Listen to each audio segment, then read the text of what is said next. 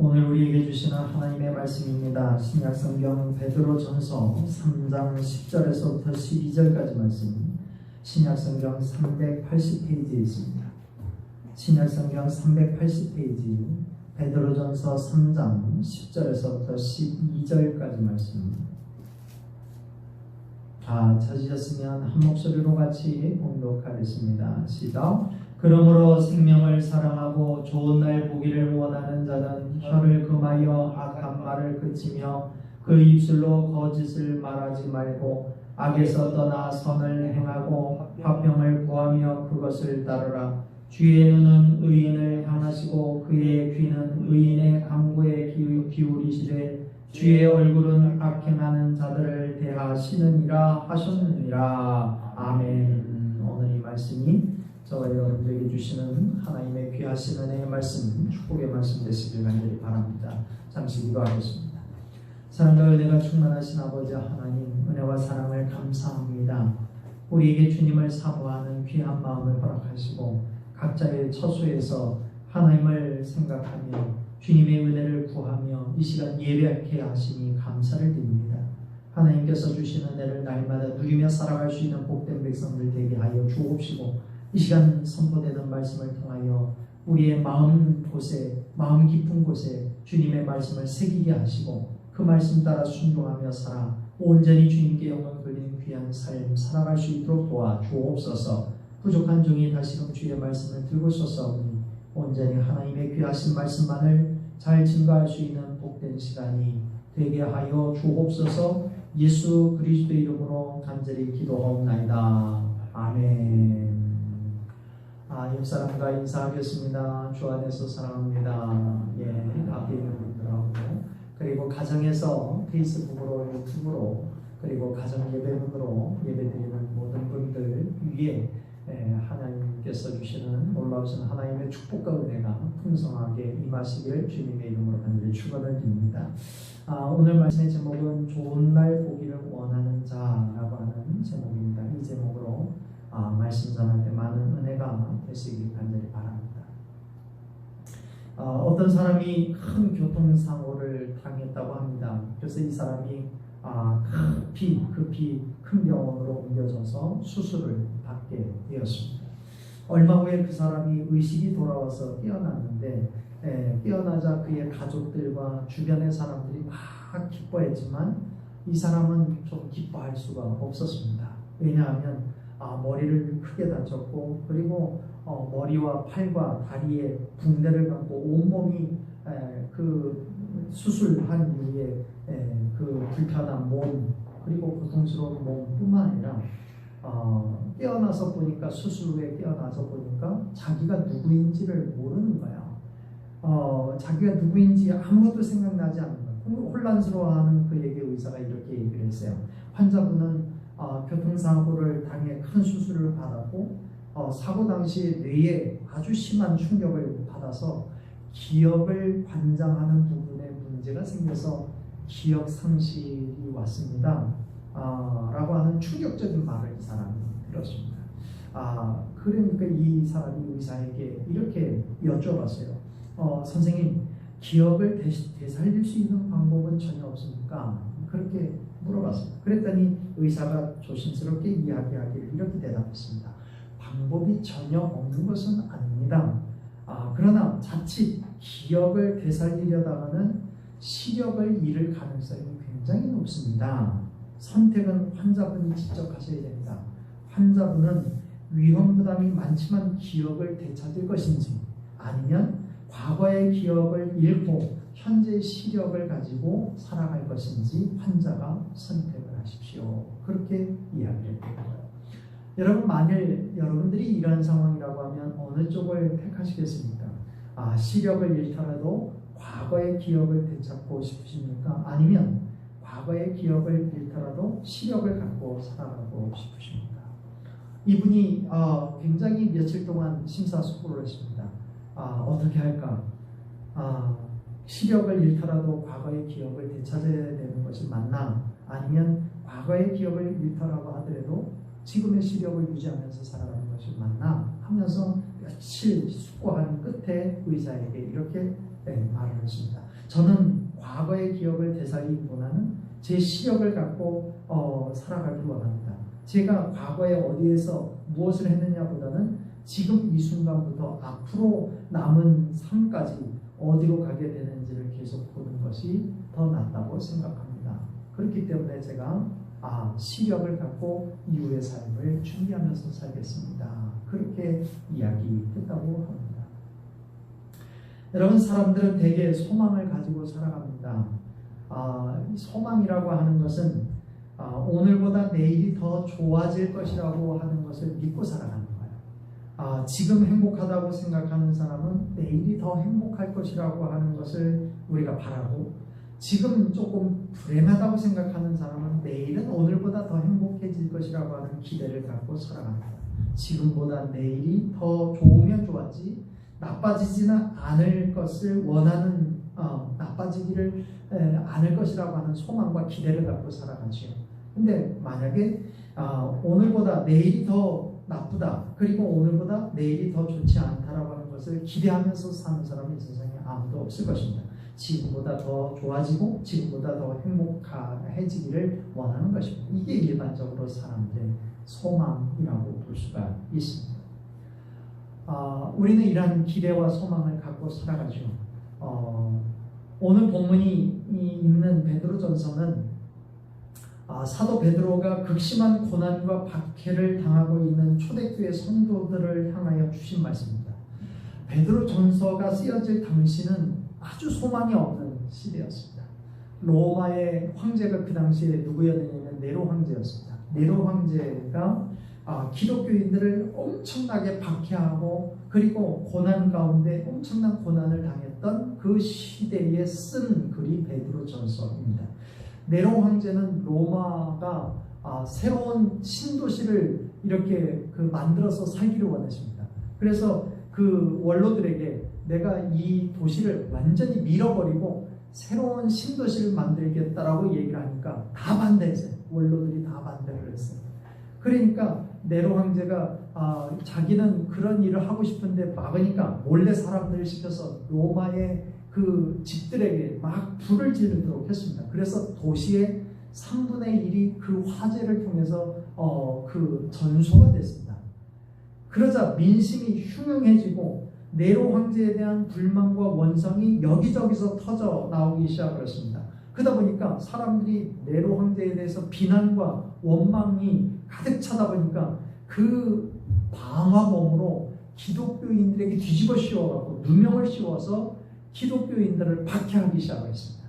그래서 아무런 이유도 없이 아무런 잘못도 없이 수많은 기독교인들이 감옥에 갇히기도 하고 죽임을 당하기도 하고 고통을 당하게 되었습니다. 일이 이렇게 되자 사도 베드로는 초대교회 성도들에게 고난 중에서도 소망 가운데 살 것을 권면한 내용이 베드로전서의 이야기입니다.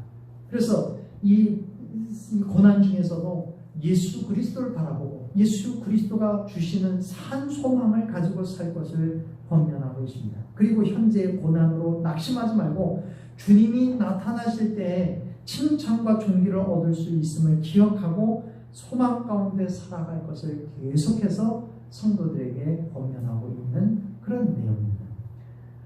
요즘 코로나로 모두가 힘든 시기를 보내고 있습니다. 이때 우리가 정말 잃지 말아야 될 것이 주 안에서의 소망인 줄 믿습니다.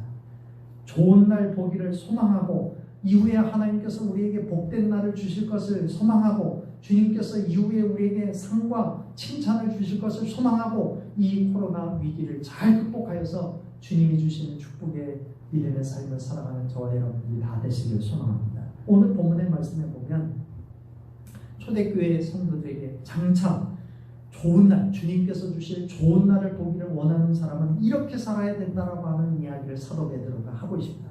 그 말씀을 통해서 오늘 은혜를 받으려고 하는데 오늘 말씀은 세 가지로 요약해서 말씀을 드리겠습니다. 좋은 날 보기를 소망하는 사람은 어떻게 살아야 되냐? 제일 먼저 혀를 금하고 악한 말을 그치라 라고 말씀하고 있습니다. 오늘 본 말씀 10절의 말씀을 보면 그러므로 생명을 사랑하고 좋은 날 보기를 원하는 자는 혀를 금하고 악한 말을 그치며 그 입술로 거짓을 말하지 말고 라고 말씀하고 계십니다. 여러분 영생을 사랑하고 다가올 세계를 간절히 고대하고 소망 가운데 살아가는 사람들은 무엇보다도 먼저 혀를 조심하여 악한 말을 하지 말아야 된다라고 권면하고 있습니다. 야고보서 3장 6절에 보면 혀는 불이요 불의의 세계라. 혀는 우리 지체 중에서 온몸을 더럽히고 삶의 수레바퀴를 불사르나니 그 사르는 것이 지옥불에서 나느니라 라고 말씀했습니다. 또 곧이어서 8절에도 보면 혀는 능히 길들일 사람이 없나니 쉬지 아니하는 악요 죽이는 독이 가득한 것이라고 말씀하고 있습니다. 또 솔로몬은 잠언서 18장 21절에 죽고 사는 것이 혀의 힘에 달려나니 혀를 쓰기를 좋아하는 자는 혀의 열매를 먹느니라 라고 말씀했습니다. 여러분 이처럼 우리 지체 중에 극히 작은 부분인 혀를 잘못 사용함으로써 곧 무서운 결과를 초래할 수 있음을 성경은 계속해서 경고해 주고 있습니다. 그러므로 성도는 늘 자기의 혀를 잘 통제하고 자기의 혀를 잘 길들이는 사람이 되어야 하는 줄 믿습니다. 여러분 성도들의 입에서 그리고 성도들의 혀로 말하는 말은 어떤 말이 나와야 되느냐? 죄를 회개하는 말이 나와야 됩니다. 그리고 하나님을 찬양하는 말이 나와야 되고 하나님의 복음을 전하고 구원의 소식을 전하는 말이 되어야 하는 줄로 믿습니다. 감사가 넘치는 말이 나와야 되고 다른 사람을 속이거나 업신여기고 이간하는 말이 아니라 다른 사람을 세워주고 이어주고 화평을 만드는 말을 우리가 해야 되는 줄로 믿습니다. 그리고 특히 사람들을 살리는 말을 하는 그런 살리는 말을 하는 사람이 되어야 하는 줄로 믿습니다. 이런 말을 할 때 우리의 이후의 삶이 그리고 하나님께서 장차 우리에게 복을 주실 그때에 복을 누리는 사람이 될 수 있다라고 하는 것을 우리가 기억하고 살아야 되는 줄로 믿습니다. 중국의 춘추 전국 시대에 제나라의 제경공이라고 하는 왕이 있었습니다. 이 왕이 새 사냥을 하는 것을 굉장히 좋아하는 사람이었습니다. 그래서 이 사람은 늘 틈만 나면 이 시골이나 한적한 산에 올라가서 새 사냥을 해갖고 돌아왔습니다. 그런데 이 자기가 사냥해온 그리고 어떨 때는 살아있는 새를 이렇게 잡아오기도 했는데 그것을 관리하는 아주 사람까지도 이렇게 둬서 새를 관리하도록 그렇게 했습니다. 그 당시에 촉추라고 하는 사람에게 자신이 잡아온 새를 관리하는 그런 임무를 주고 그 사람에게 잘 관리하라고 이렇게 명령을 했습니다. 그런데 어느 날 촉추라고 하는 사람이 방심한 틈을 타서 왕이 잡아온 새들이 몽땅 날아가 버렸습니다. 다 도망가 버렸습니다. 그러니까 제경공이라고 하는 왕이 얼마나 화가 나겠어요. 그래서 자신의 새를 관리하지 못한 촉추를 당장 잡아다가 죽여버려라 그렇게 명령을 했습니다. 그때 재상으로 있었던 아주 지혜로웠던 안자라고 하는 사람이 이야기를 듣고 얼른 그 황제에게 왕에게 찾아가서 이렇게 이야기를 합니다. 왕이시여, 촉추에게 3가지 제목이 있으니 제가 그 자의 죄상을 하나하나 지적한 다음에 죽이셔도 늦지 않습니다. 그러니 저에게 기회를 주십시오. 그랬더니 왕이 지혜로운 걸로 정평이 나 있던 이 안자의 제안을 거절할 수가 없어서 그러시오. 그렇게 해보시오. 그래서 당장 죽이는 것을 멈추고 그 제경공 앞에 촉추를 드리게 해갖고 이 안자라고 하는 사람이 그 촉추에게 이러한 제목을 들어서 이야기를 하기 시작을 했습니다. 안자라고 하는 사람이 촉추를 불러다가 제경공의 면전에서 촉추의 재상을 하나하나 열거했는데 3가지 이 제목을 이렇게 열거했습니다. 촉추야, 너는 우리 임금님의 새를 관리하는 자리에 있으면서 도리어 새들이 달아나게 했으니 이것이 내 죄의 하나이니라. 이 일로 우리 임금님이 새 때문에 사람을 죽이게 했으니 이것이 내 죄의 둘째니라.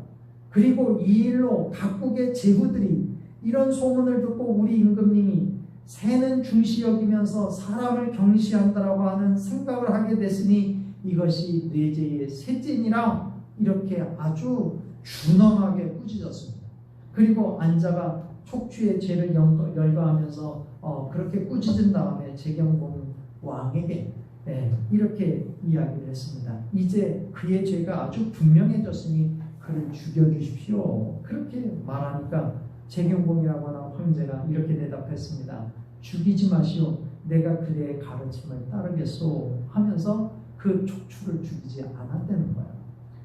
여러분, 안자라고 하는 지혜로운 사람은 지혜로운 말로 이 재경공이라고 하는 왕이 자칫 화를 참지 못하고 큰 실수를 저지를 수 있는 상황에서 그의 실수를 막아주었다는 거예요.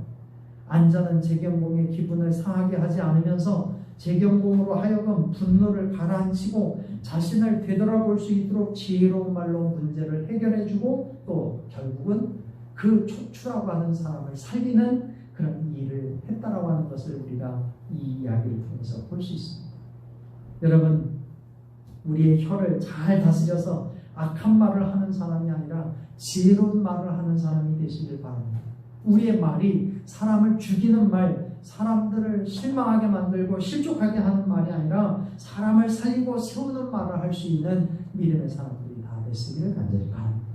그럴 때 우리는 주님의 때에 하나님의 복을 누리는 축복의 사람으로 상급받고 주님으로부터 인정받는 사람이 될 수가 있는 줄 믿습니다. 두 번째, 좋은 날 보기를 소망하는 사람은 악에서 떠나 선을 행하라고 말씀하고 있습니다. 성도들은 좋은 말만 한다고 되는 것이 아닙니다. 우리의 말은 좋은 말을 하는데 우리의 삶이 형편없거나 우리의 삶이 엉망진창이라고 하면 그것이 또한 문제입니다. 오늘 본 말씀 11절의 말씀에 보면 악에서 떠나 선을 행하고 라고 되어 있습니다. 여기서 악에서 떠나라고 하는 것은 악에서 돌이켜라, 돌아서라 그런 뜻입니다. 우리가 장차 좋은 날을 보려면 악을 행하여서는 좋은 미래를 그리고 좋은 소망을 바라볼 수가 없습니다. 좋은 날 보기를 원하는 사람은 악에서 떠나야 되는 줄로 믿습니다. 왜냐하면 악은 사단의 영역이기 때문에 그래요. 주님의 영역은 선이에요. 주님이 주시는 그런 축복은 선한 자에게 복을 누리는 사람이 될 수가 있다고 하는 사실입니다. 우리가 악을 떠나려면 세 가지 악에서 떠나야 돼요. 첫 번째는 먼저 악한 사람에게서 떠나야 돼요. 여러분, 악한 사람과 같이 있으면 어떻게 되는지 아세요? 선한 사람도 악한 사람이 되기가 쉽습니다. 저희 집에 오랫동안 과수원 농사를 했습니다. 그래서 과수원 농사를 했기 때문에 이제 사과를 이렇게 보관하다 보면 썩은 사과가 하나 있잖아요. 그러면 그 옆에 아무리 좋은 사과라고 하더라도 금방 썩는 것을 발견해요. 여러분, 아무리 좋은 사람이라고 하더라도 썩은 사과 옆에 반드시 아무리 좋은 사과라 해도 썩게 되는 것처럼 아무리 선한 사람이라고 할지라도 악한 사람 옆에 있으면 전염될 수밖에 없다는 거예요.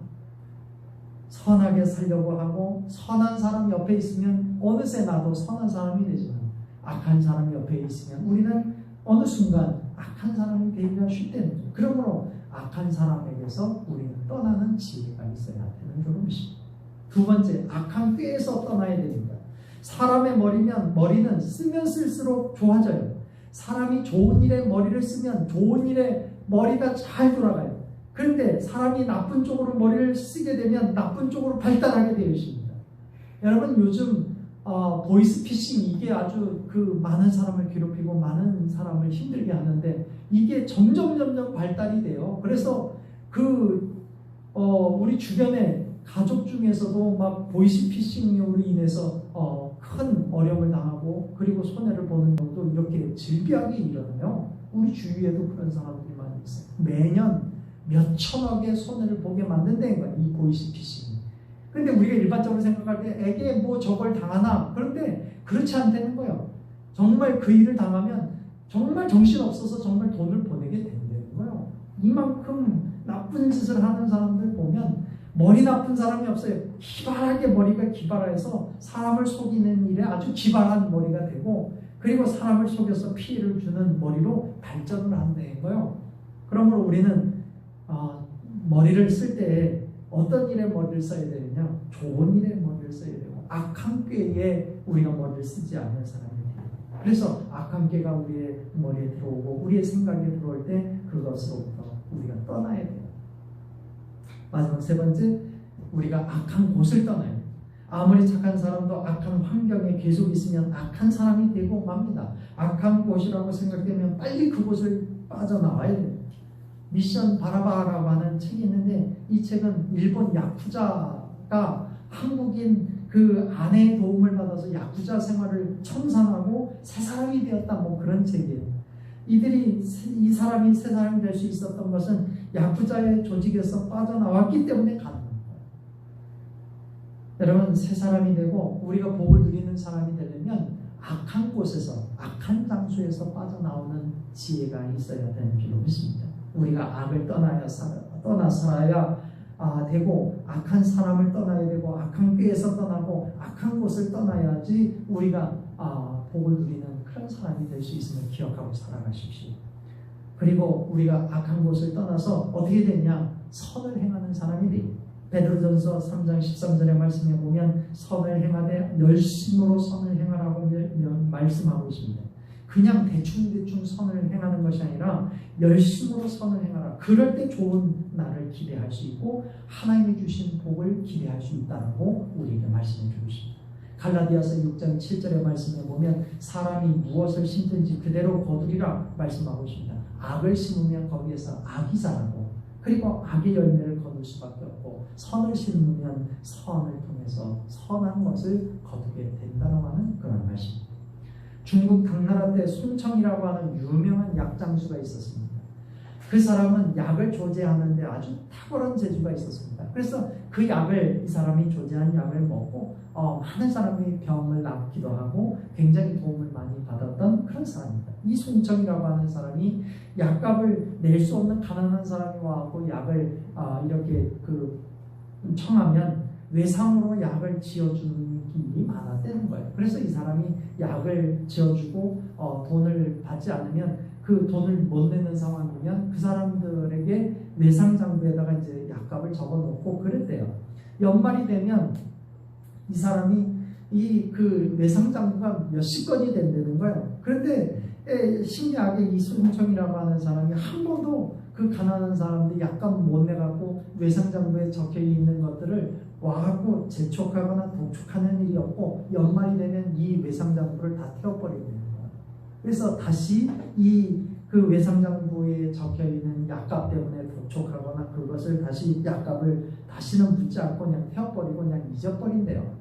그때 어떤 사람들이 와서 그를 어리석은 사람이라고 비웃기도 하고, 어떤 사람은 좋은 사람이라고 얘기하기도 하고 대범한 사람이라고 얘기하기도 하고 또 그런다는 거예요. 송청이 그런 얘기를 이렇게 자주 들으니까 그 사람들이, 어떤 사람은 대범한 사람이라고 막 칭송하고 어떤 사람은 어리석은 사람이라고 얘기하는데 그거에 대해서 이렇게 얘기했다는 거예요. 나는 어리석은 사람도 아니고 그리고 대단한 사람도 아닙니다. 내가 40년 동안 약장수를 하면서 수백 건의 외상장부를 태웠지만 내가 크게 손해본 적이 없습니다.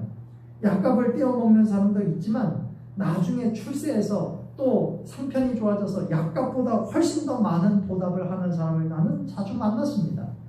선을 베푸는 것이 손해보는 장사가 아닙니다. 그렇게 얘기해야 되는 거예요. 여러분, 선을 행하는 게 우리 인생에서 손해가 아니에요. 하나님께서는 반드시 심은 대로 거두게 해주시는 줄로 믿습니다. 우리가 좋은 것을 심으면, 우리가 선을 심으면 하나님께서는 반드시 그 보답을 받도록 우리에게, 우리 인생 가운데 축복된 삶이 되도록 우리를 인도해 주실 줄 믿습니다. 사랑하는 성도 여러분, 저와 여러분들이 늘 악에서 떠나 열심으로 선을 베풀면서 선을 행하면서 살아가시기를 주님의 이름으로 간절히 축원합니다. 선한 삶을 사셔서 우리의 쌓은 선을 통해서 놀라운 하나님의 축복과 은혜를 누리며 살아가는 저와 여러분들이 다 되시기를 주님의 이름으로 간절히 축원합니다. 마지막 세 번째입니다. 좋은 날을 보기를 소망하는 사람은 화평을 구하는 사람이에요.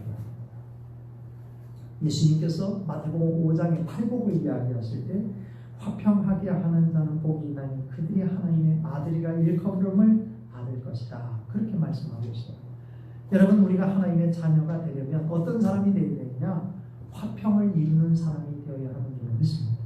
성도들이 참여하는 모임에는 늘 평화가 있어야 돼요. 성도들이 참여하는 모임이 화목해지고 아름다운 모임이 되어야 하는 줄로 믿습니다. 그럴 때 그 사람이 하나님의 자녀로서 우리가 일컬음을 받을 수 있다는 거예요. 그러나 그 반대로 들어가는 모임마다 시끄럽고 다툼이 생기고 모임이 분열된다고 하면 그런 사람은 하나님의 자녀라고 볼 수가 없다는 거예요. 로마서 12장 18절에 보면 사도 바울은 이렇게 얘기합니다. 할 수 있거든 너희로서는 모든 사람과 더불어 화목하라. 여러분, 이 말씀은 뭘 얘기하느냐? 우리가 화목해야 될 대상은 내가 좋아하는 사람, 나하고 친분이 있는 사람, 내 마음이 편한 사람에게만 화평을 이루는 사람이 아니라 나를 반대하는 사람, 나를 좋아하지 않는 사람까지도 화평을 유지하고 살아가는 사람이 되어야 된다라고 하는 것을 이야기합니다. 여러분, 하나님께서 주실 미래에 좋은 날 보기를 원하는 사람은 먼저 화평을 이루는 일에 애쓰는 사람이 될 때 하나님께서 우리에게 축복을 주신다라고 하는 말씀을 기억하시고 살아야 되는 줄 믿습니다. 왜냐하면 화평의 근원이신 예수 그리스도가 우리의 화평의 근원 되시고 그 삶을 따라가다 보면 우리는 당연히 화평을 이루는 사람이 될 수밖에 없기 때문에 그렇죠. 저와 여러분이 예수 그리스도의 삶을 따라가는 믿음의 사람이 되어야 되지 않겠느냐 그런 것입니다. 결혼한 지 10년이 넘은 부부가 있었어요. 세월이 오래되다 보니까 남편에 대한 아내의 불만이 점점 커져서 가정의 화평이 자꾸 깨지는 거예요. 자꾸 다툼이 일어나는 거예요. 일이 이렇게 되니까 부부가 고민 끝에 이런 생각을 했어요. 자꾸 불만이 생기고 불평이 생길 때 막 그 불평과 그 불만을 말로 얘기하니까 서로 다툼이 되고 싸움이 되니까 그런 불평과 불만이 생길 때 종이 상자를 하나씩 만들어서 그런 문제가 생기고 불만이 생길 때마다 글로 써갖고 거기다 넣어놓고 나중에 한꺼번에 보자. 그렇게 서로 부부가 약속을 했어요. 그래서 한 달 후에 그 상자를 꺼내놓고 아내가 그 남편에게 툭 던져주면서 한 달 동안 얼마나 당신이 나를 실망시켰는지를 한번 보시라고 그래갖고 휙 던져줬어. 그랬더니 남편이 그 아내의 상자를 바라보면서 하나씩 읽어보니까 거기에 보면 수많은 불만거리가 그냥 잔뜩 써있는 거예요. 그랬더니 당신도 줘보라고. 아내가 이제 남편의 상자를 이제 달라고 그래가지고 이제 자기도 남편이 어떤 불만이 있었는지를 살펴보기 위해서 하나씩 남편의 쪽지를 하나씩 펴서 읽었는데 거기에 보니까 남편은 하나같이 이렇게 써있더라는 거예요. 뭐라고 써있느냐면 그래도 나는 당신을 사랑합니다. 그래도 당신을 사랑합니다. 그런 말만 써있더라는 거예요. 그 글을 읽고 이 아내가 그 감동을 받고 그 후로는 불평과 불만을 하는 게 아니라 더 감싸주고 그리고 더 품어주는 그런 부부가 되어서 행복한 가정이 되었다. 뭐 그런 이야기가 전해져 오고 있습니다. 하나님께서도 우리를 그렇게 대해주시고 하나님께서도 우리가 비록 하나님 앞에 마음에 들지 않는 일을 한다고 할지라도 우리에게 그렇게 말씀하십니다. 그래도 나는 너를 사랑한다.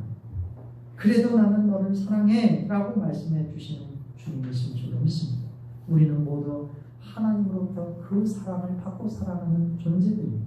이런 사랑이 없으셨다라고 하면 우리가 어찌 주님 앞에 감히 이렇게 설 수 있는 사람이 될 수 있었겠습니까?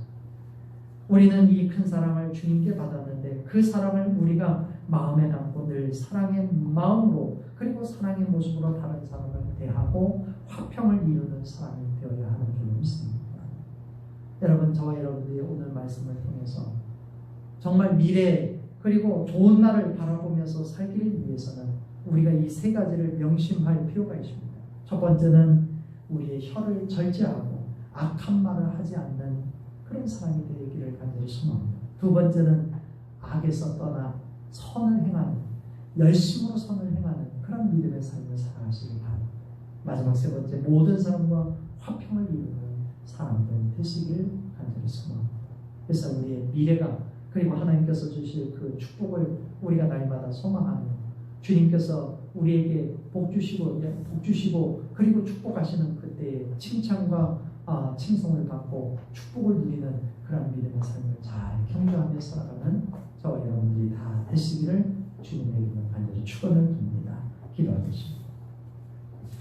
사랑과 은혜가 충만하신 아버지 하나님, 은혜와 사랑을 감사합니다. 오늘도 우리에게 귀한 말씀을 허락해 주셔서 우리의 삶 가운데 늘 아버지 하나님께서 주실 그 축복의 삶을 바라보며 미래에 우리에게 주실 그 축복의 삶을 기대하며 우리가 믿음 안에서 잘 살아갈 수 있도록 도와주옵소서. 악한 말을 하지 않게 도와주옵시고 선을 행하되 열심으로 선을 행하는 사람들 되게 도와주옵시고 어딜 가든지 화평을 이루는 믿음의 사람들이 다 될 수 있도록 주님 동행하여 주옵소서. 그래서 우리의 삶을 통하여 늘 주님을 영화롭게 하고 주님께서 주실 그 축복을 날마다 누리며 살아가는 복된 백성들이 다 되게 하여 주옵소서. 예수 그리스도 이름으로 간절히 기도하옵나이다. 아멘.